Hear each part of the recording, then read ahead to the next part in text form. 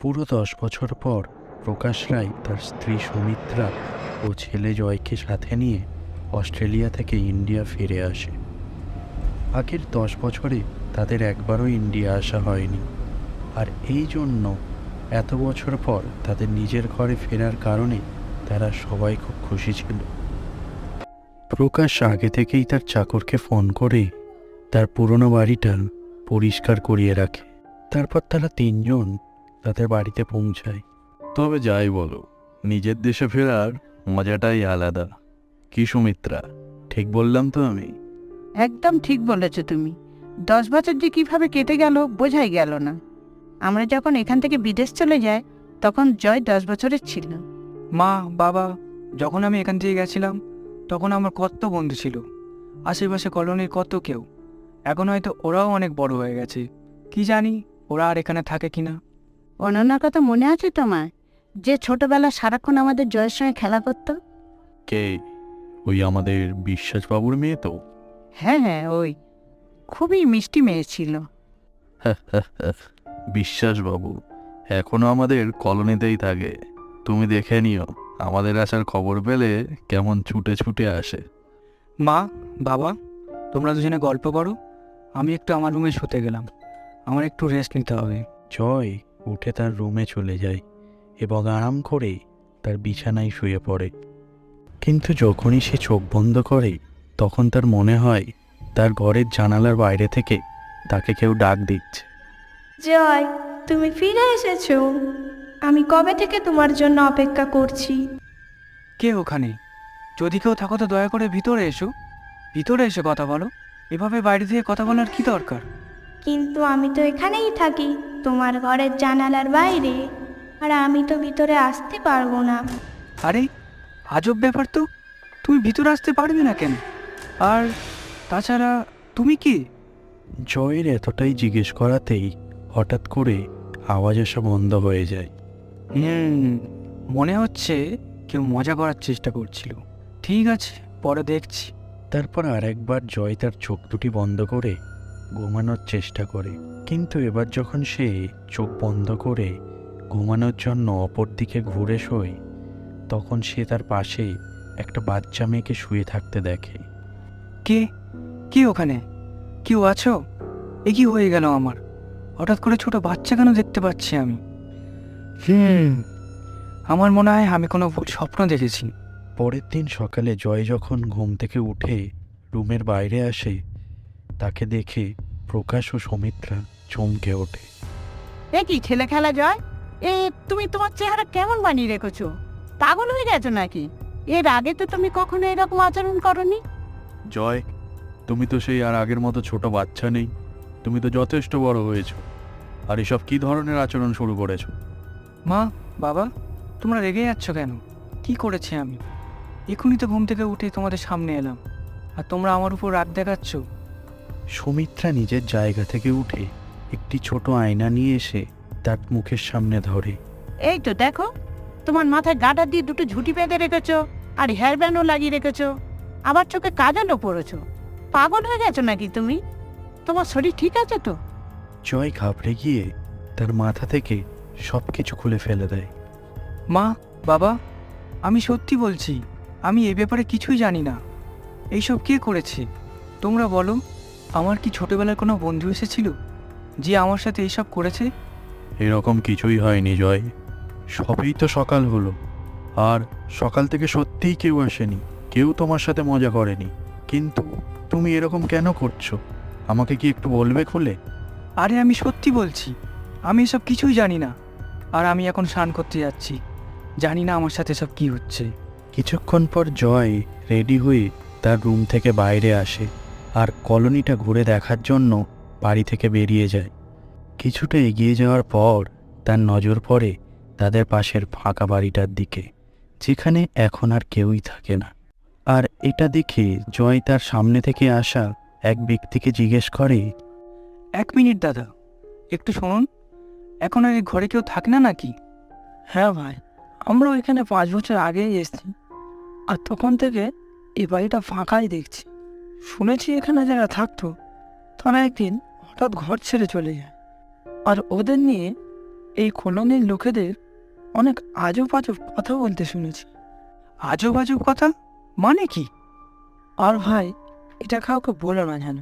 কি বলো তো, এটা আসলে আমাদের কলোনির ব্যাপার তো।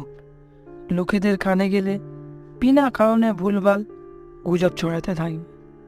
হ্যাঁ হ্যাঁ, আমি কাউকে কিছুই বলবো না, কিন্তু কিন্তু আপনি বলুন তো একবার। শুনেছি বাড়িতে নাকি কারোর আত্মা বাস করে। অনেকেই বাড়ি থেকে কারোর কান্নার আওয়াজ পেয়েছে। আসলে সত্যিটাই কি ভগবানই জানে। ও, তো এই ব্যাপার। আর এমনিতে লোকেদের আর কি, ওরা তো যা খুশিই বলতে থাকে। জানি না কী সব কুসংস্কার বিশ্বাস করে লোকজন। ধন্যবাদ দাদা, আপনাকে বলার জন্য অনেক অনেক ধন্যবাদ। সারাদিন শহরে ঘোরার পর জয় যখন সন্ধ্যাবেলা ঘরে পৌঁছায়, তারপর খাওয়া দাওয়ার পর সে সোজা তার রুমে চলে যায়। কিছুক্ষণ পর সৌমিত্র ও প্রকাশ জয়কে বাইরে ডাকে, কিন্তু এবার যখন জয় রুম থেকে বাইরে বেরিয়ে আসে, সেটা দেখে সৌমিত্রার পায়ের তলা থেকে মাটি সরে যায়। সে চিল্লিয়ে তার ছেলেকে জিজ্ঞেস করে, জয়, এ কি ধরনের মজা করছো? তুমি তোমার চেহারা কেন এরকম বিগড়ে রেখেছো? আর এই মেয়েদের ফক পড়ার মানেটা কি? মনে হচ্ছে ও কোনো মানসিক সমস্যায় ভুগছে। কেউ মনে হয় ওর উপর কিছু করেছে সৌমিত্রা। ওকে একবার আমাদের ডক্টরের কাছে নিয়ে যাওয়া দরকার। কিন্তু একটু আগে তো বাজার থেকে ফিরলো, তখন তো একদম ঠিক ছিল। আর এইটুকুন সময়ের মধ্যে আমার ছেলের একই হয়ে গেল। জয় একটি ছোট বাচ্চাদের মতো লাফাতে লাফাতে হাসতে থাকে আর ছোট বাচ্চাদের মতো কথা বলতে থাকে। মা, আমার না ফ্রক পরতে খুব ভালো লাগে। আর আমার মাথায় দুটো ঝুঁটি বেঁধে দাও না, আর তাতে পিঙ্ক কালারের গার্ডার লাগিয়ে দিও। থামো জয়, এবার থামো। এ কি করছো তুমি? আর কি ধরনের মজা শুরু করেছো তোমার মা বাবার সাথে? হ্যালো কাকু, আমি কোথায় মজা করলাম? আর আর আমার নাম তো জয় নয়, আমি তো পিঙ্কি। পিঙ্কির নাম শোনা মাত্রই প্রকাশ ও সুমিত্রা পুরোপুরি ঘাবড়ে যায়। তাদের বিশ্বাস হচ্ছিল না তাদের ছেলে কেন পিঙ্কির নাম নিচ্ছে এবং পিঙ্কির মতো আচরণ করছে, কারণ পিঙ্কি প্রায় 10 বছর আগেই মারা গিয়েছিল।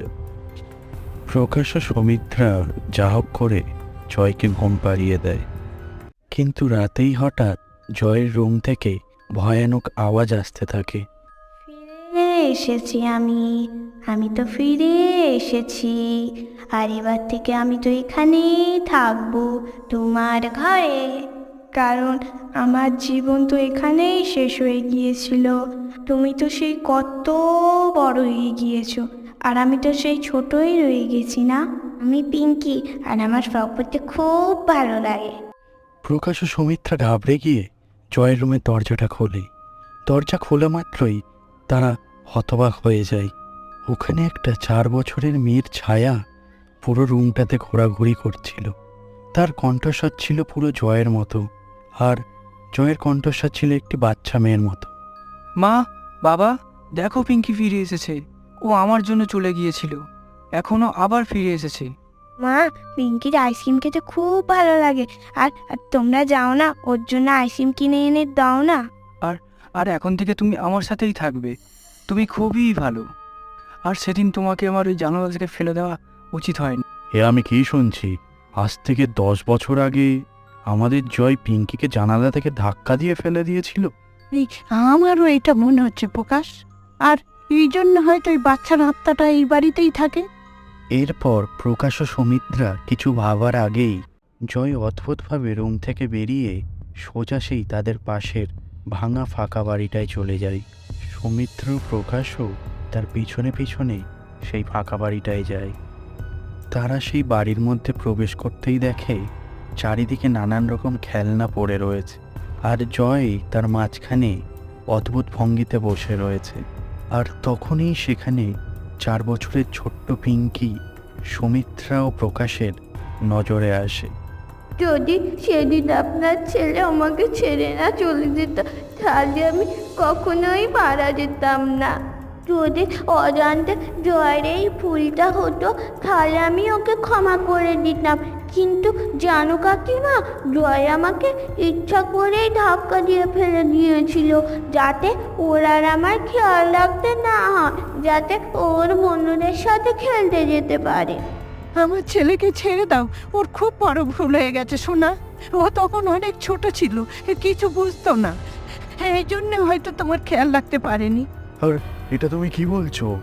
আর এটা যদি সত্যি হয় তাহলে? তাই সত্যি, আমি এখন থেকে সারা জীবন জয়ের শরীরেই থাকবো, আর আমার যখন ইচ্ছা হবে তখনই আমি বাইরে আসবো।